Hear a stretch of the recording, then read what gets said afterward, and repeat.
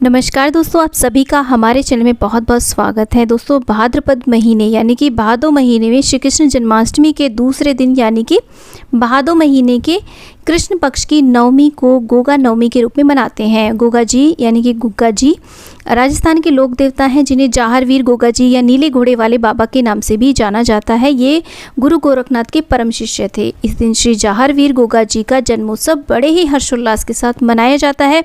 भगवान गोगा जी की पूजा का अनुष्ठान कहीं कहीं पर रक्षाबंधन के दिन से ही शुरू हो जाता है। राजस्थान के हनुमानगढ़ जिले का एक शहर गोगा मेड़ी है। यहाँ भादो शुक्ल पक्ष की नवमी को गोगा जी देवता का मेला लगता है। इन्हें हिंदू और मुसलमान दोनों ही पूजते हैं। राजस्थान के अलावा पंजाब और हरियाणा सहित हिमाचल प्रदेश के कुछ क्षेत्रों में भी इस पर्व को बड़ी ही श्रद्धा और विश्वास के साथ मनाया जाता है। पौराणिक मान्यताओं के अनुसार गोगा जी महाराज की पूजा करने से सर्पदंश का खतरा नहीं रहता है और गोगा देवता को सांपों का देवता भी माना जाता है, इसलिए इस दिन नागों की भी पूजा की जाती है। मान्यता है कि पूजा स्थल की मिट्टी को घर में रखने से सर्प भय से मुक्ति मिलती है। तो दोस्तों, जन जन के आराध्य और राजस्थान के महापुरुष कहे जाने वाले गोगा जी का जन्म गुरु गोरखनाथ के आशीर्वाद से हुआ था। गोगा जी की माँ बाछल देवी निसंतान थी। एक बार गुरु गोरखनाथ बाछल देवी के राज्य में गोगा बेड़ी पर तपस्या करने आए। बाछल देवी उनकी शरण में गई तथा गोरखनाथ ने उनको पुत्र प्राप्ति का वरदान दिया और साथ में गुग्गल नामक अभिमंत्रित किया हुआ फल उन्हें प्रसाद के रूप में दिया और आशीर्वाद दिया कि उनका पुत्र वीर नागों को वश में करने वाला तथा सिद्धों का शिरोमणि होगा। इस प्रकार बाछल को पुत्र रत्न की प्राप्ति हुई, जिसका नाम गुग्गा रखा गया।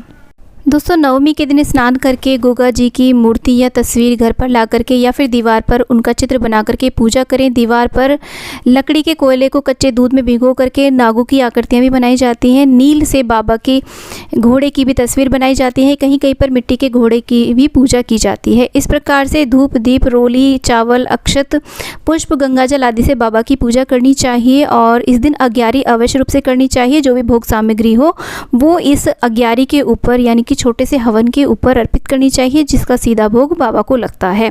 और इसमें लौंग के जोड़े अवश्य रूप से चढ़ाए जाते हैं। परिवार के प्रत्येक सदस्य को इसमें कम से कम 5 लौंग के जोड़े अवश्य चढ़ाने चाहिए, तो बहुत ही शुभ रहता है। इसके बाद में हम धूप दीप जला लेते हैं।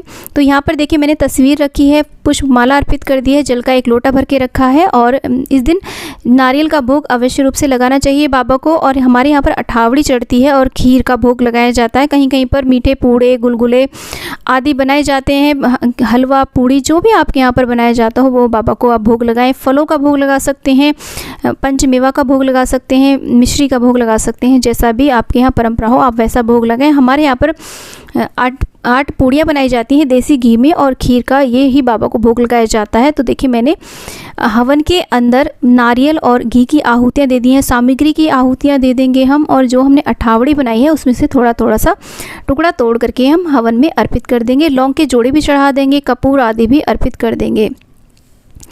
हरी हरी दूब घास और चने की दाल बाबा के घोड़े को अर्पित करनी चाहिए। गोगा मेड़ी पर एक विशेष 1.25 किलो भोग प्रसाद चढ़ाया जाता है। पाव भर प्याज और 1 किलो चने की दाल चढ़ाई जाती है। कहते हैं कि इससे बाबा बहुत ज़्यादा प्रसन्न हो जाते हैं। केवल एक यही देवता है जिन्हें भोग स्वरूप प्याज चढ़ाई जाती है। इस दिन सुबह शाम बाबा के समीप धूप करनी चाहिए और उस पर सारा भोग प्रसाद हमें थोड़ा थोड़ा करके अर्पित करना चाहिए। गोगा महाराज की कथा सुननी चाहिए और उनका भजन कीर्तन करना चाहिए। नाग देवता की भी पूजा इस दिन अवश्य रूप से करनी चाहिए। कहीं कहीं पर इस दिन सांप की, बाम्बी की भी पूजा की जाती है।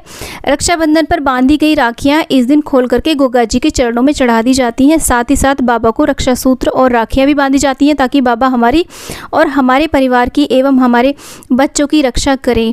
गौ माता की भी सेवा इस दिन अवश्य रूप से करनी चाहिए। उन्हें भोग आदि अर्पित करना चाहिए। इससे गोगा महाराज जी बहुत ज़्यादा प्रसन्न होते हैं। तो यहाँ पर मैंने पूजा कर ली है और मैंने छोटा सा हवन भी कर लिया है, भोग प्रसाद अर्पित कर दिया है, धूप दीप जला दिए। इसके बाद में हम देखिए न्यार की गड्डी यानी कि दूब घास की हम एक गड्डी सी बनाएंगे। वो बाबा के घोड़े को, नीला घोड़ा जो है उसको अर्पित करेंगे। थोड़ी सी चने की दाल और ये अर्पित कर देंगे। इसके बाद में हम आरती करेंगे, कथा कहेंगे गोरखनाथ की और गुग्गा जी महाराज की हम कथा करेंगे। और इसके बाद में हम गोरखनाथ जी से प्रार्थना करेंगे। और आरती तो इनकी विशेष हमें कुछ आती नहीं है, क्योंकि इनके जो भगत होते हैं उनको इनके भजन आदि आते हैं। तो हो सके तो इस दिन आप कीर्तन भी करा सकते हैं, झारवीर बाबा का जागरण भी करा सकते हैं। तो विशेष रूप से इनके भगत आते हैं, वही जागरण आदि करते हैं। तो क्षमा याचना करेंगे अगर हमने अनजाने में कोई गलती कर दी हो। झारवीर बाबा से प्रार्थना करेंगे कि वो भी हमारे जीवन में इसी प्रकार की वीरता लाएं, हमारे जो बालक हैं, बच्चे हैं, वो भी इन्हीं की तरह वीर बने और हमारे जो सनातन धर्म है उसकी धर्म संस्कृति को आगे लेकर के जाएं, क्योंकि ये बहुत ही ज़्यादा वीर पुरुष माने जाते हैं, इसीलिए इन्हें झारवीर बाबा कहा जाता है। इनकी पूजा करने से बच्चों में शौर्य आता है और उनको वीरता का भास होता है। उसके बाद में दोस्तों हम इस प्रकार से जल का छींटा दे देते हैं सारी भोग सामग्री और सारे उसके ऊपर, एक तरीके का ये आचमन होता है। अब ये जो हमने अठावड़ी और खीर चढ़ाई, इसको आप चाहें तो गौ माता को भी खिला सकते हैं, किसी को दान दे सकते हैं। ये जो भोग प्रसाद है, नारियल का प्रसाद है, थोड़ा सा आप स्वयं खाएं, थोड़ा सा वितरित कर दें और चने की दाल आदि सबको समेट करके आप गौ माता को खिला दें। तो हो सके तो यहाँ पर थोड़ी सी दक्षिणा ज़रूर अर्पित करें, वो दक्षिणा आप किसी ज़रूरतमंद को दे सकते हैं। तो ये जो पूजा है हमें सुबह के टाइम तो अठावड़ी वगैरह सब कुछ चढ़ाने, शाम के समय भी इनकी पूजा आरती करनी है बाबा की। और उसके बाद में शाम की पूजा करने के बाद में जब दीपक शांत हो जाए तो उसके बाद में हमें ये चौकी हटा देनी है। तो इस प्रकार से हमें झारवीर बाबा का पूजन करना है। गोगा नवमी गोगा जी के सम्मान में मनाए जाने वाले महत्वपूर्ण हिंदू त्योहारों में से एक है। इतिहासकारों के अनुसार गोगा देव को एक शक्तिशाली राजपूत राजकुमार के रूप में जाना जाता है, जिनके पास विषैले सांपों को नियंत्रित करने की अलौकिक शक्तियाँ थीं। इनकी कहानियों के कई भाग हैं जो इस दिन अवश्य रूप से सुनने चाहिए। उनका जन्म, विवाह, जीवन, युद्ध और पृथ्वी में उनका प्रस्थान का वर्णन। बाबा की इस दिन पूजा करने से बाबा हर प्रकार से रक्षा करते हैं। इस दिन महिलाएं बच्चों की सलामती और कल्याण के लिए प्रार्थना करती हैं और जिनके संतान नहीं होती है वे संतान प्राप्ति के लिए भी बाबा से प्रार्थना करती हैं।